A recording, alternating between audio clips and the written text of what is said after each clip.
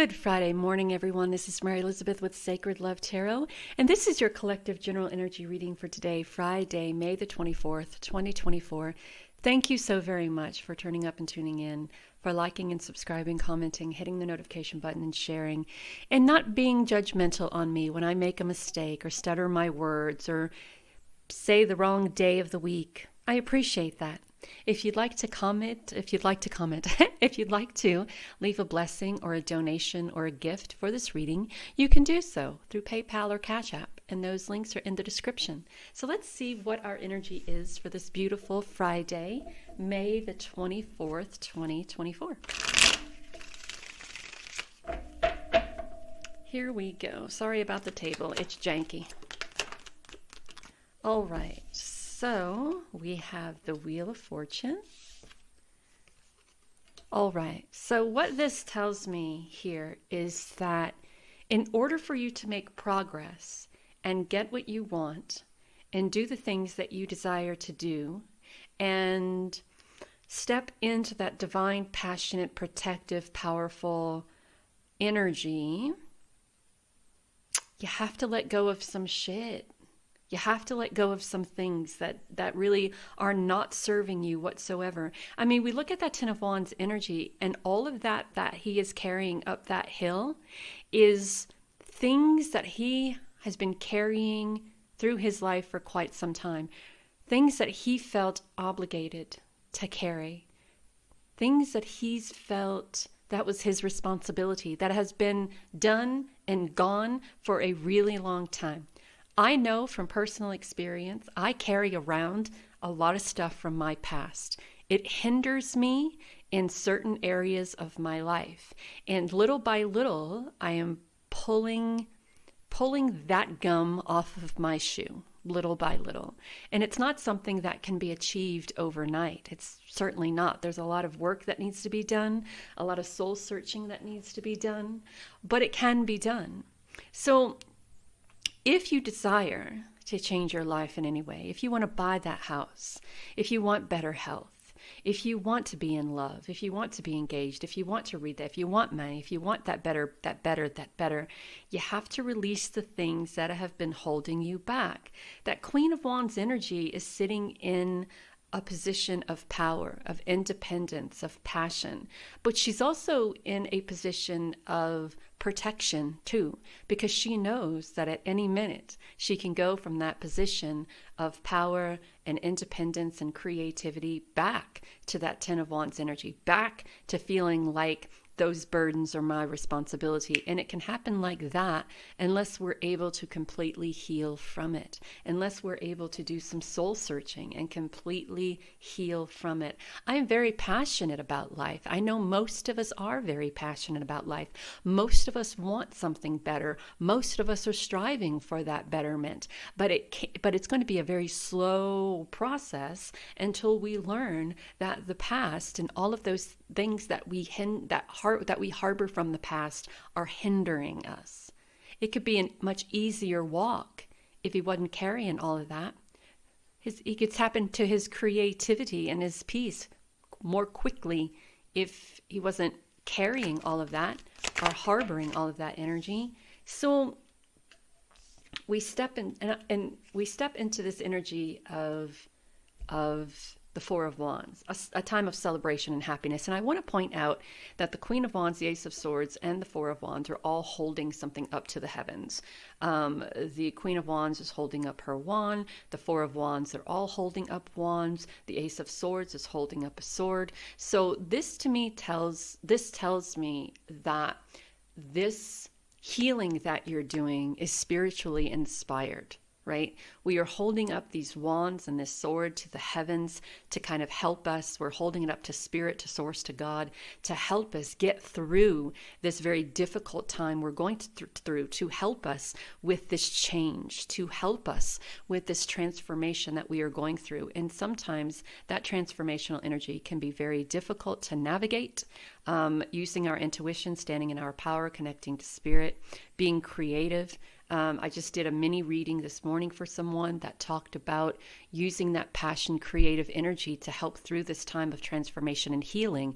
And that means when you are feeling when you feel like you're going backwards, when you feel like you're starting to when you're starting to feel like there's no hope, and when you're starting to allow those old tapes to play, and when you're starting to again carry all that baggage, all those burdens, do something that inspires you.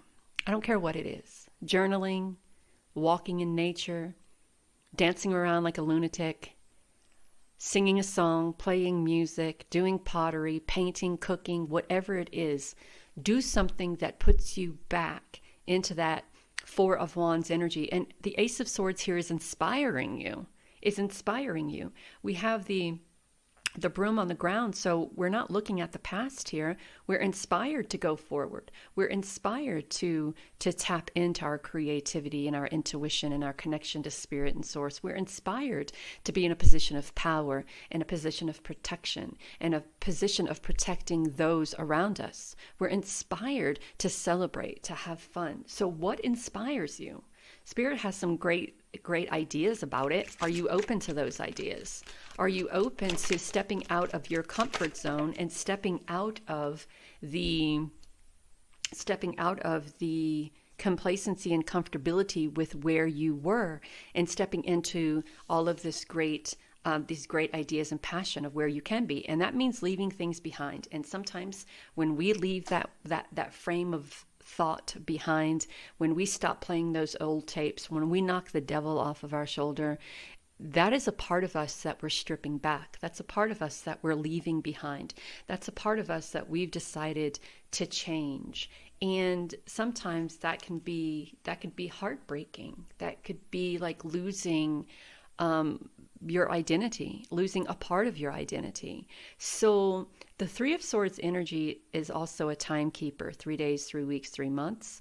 So the Three of Wands energy is also the loss of someone. So as you're going through this transformational energy, there could be someone who is with you that won't necessarily like the new version of you, because the new version of you is no longer a giver, a giver, a giver, a giver, a giver. The new version of you is someone who wants to be in balance, in a balanced relationship, the give and take kind of thing. The new version of you wants to live a happy, abundant, prosperous, loving life.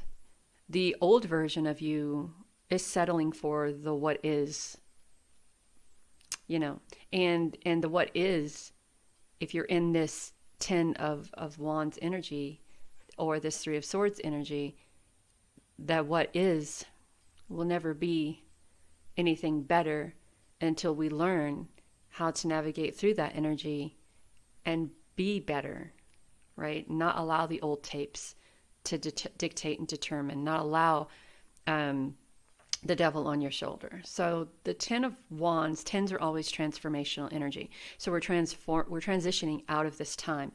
The Wheel of Fortune is also transformational energy, transforming out of this time. It's about celebration. It's about doing something that inspires you, and not allowing the loss that you're feeling to navigate the new path.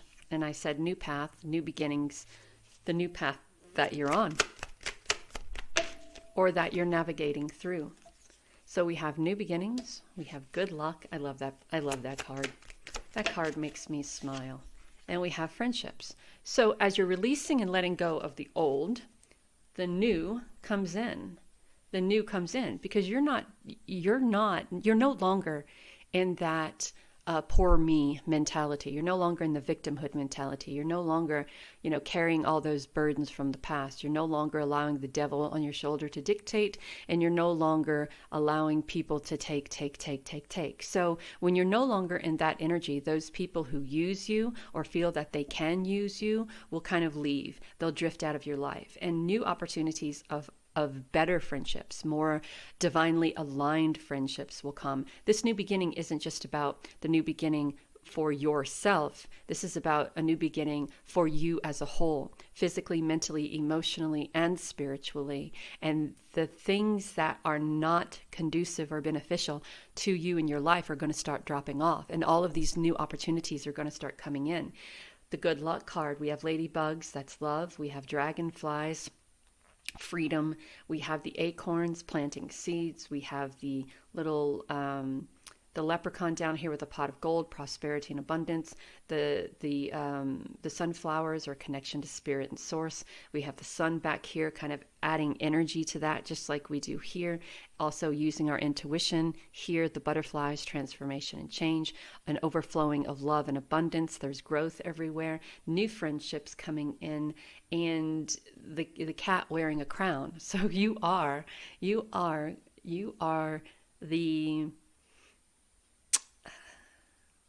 You are the queen, the queen.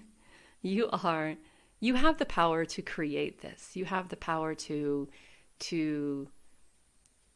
navigate this energy however you want it to. You can continue to stay in that complacency and comfortability and victim mentality, or you can use the power within you to create change. It'll be heartbreaking at times. Change always is, because what we're moving toward means that we're moving away from what isn't energetically aligned anymore, right? So we talked about planting seeds with the acorns here. So we are planting seeds for something better. The green gloves that she's wearing talks about being open and receptive. The orange is creativity, the black is power, the blue is speaking her truth, the orange again is creativity, the white is peace. So she's very open to what it is, she's very open and receptive to the seeds that she's planting. And then we have the meditation for clarity. I kind of feel like this is like the moon card, because in the Everyday Witch, the moon card is a cat looking into the water, and it's reflective back. What is reflective back is a panther, right? So you are more than what you give yourself credit for. And through this meditation in the water, you're very clear about the life that you're creating for yourself. You're very open about, it's kind of like the Two of Wands, when she's sitting at the window and she's looking out and she's imagining all these great things that are capable of happening. The meditation for clarity in this, I kind of feel it's like scrying. It's like looking into that water and seeing that version of yourself that you desire to be, and manifesting that, going from envisioning it to manifesting it. And then we have fire magic. I talked a lot about passion, finding something that inspires you, finding something that you're passionate about, and using that fire, that magic, that inspiration, that passion to step into this new way of thinking, feeling, living, loving, these new beginnings, these new friendships, and the new inspiration from spirit and source. And I'm going to shuffle and get a angel guidance card for the day. And that guidance is, what do you desire? This is all about what you desire. You now have the opportunity to write the script according to your heart's true desire. Once you clearly decide upon your true desire and know that you're ready and deserving of them, they'll rush into your life as if by magic. So that meditation for clarity and planting those seeds and the new beginnings, and especially that Knight of Swords, that is exactly what we are talking about here. Once you have the opportunity to project out to spirit, or write however it is that you communicate with spirit, what you desire, and you move all of those obstacles out the way, heal from all those obstacles, cast all those obstacles out. What your wants, needs, and desires are, just kind of flow in, right? And there's nothing that can stop that. There's nothing that can stop that from you. And how you stop that is by going back to the old version of you. There's no more old version of you. There's only new beginnings, because we are planting seeds for a better tomorrow. Yesterday is no more. Tomorrow is what we're looking forward to. The new beginnings, the planting the seeds, the good luck, the new friendships, the clarity, and manifesting what it is that we desire. Know that you are divinely guided and loved. Have a great Friday.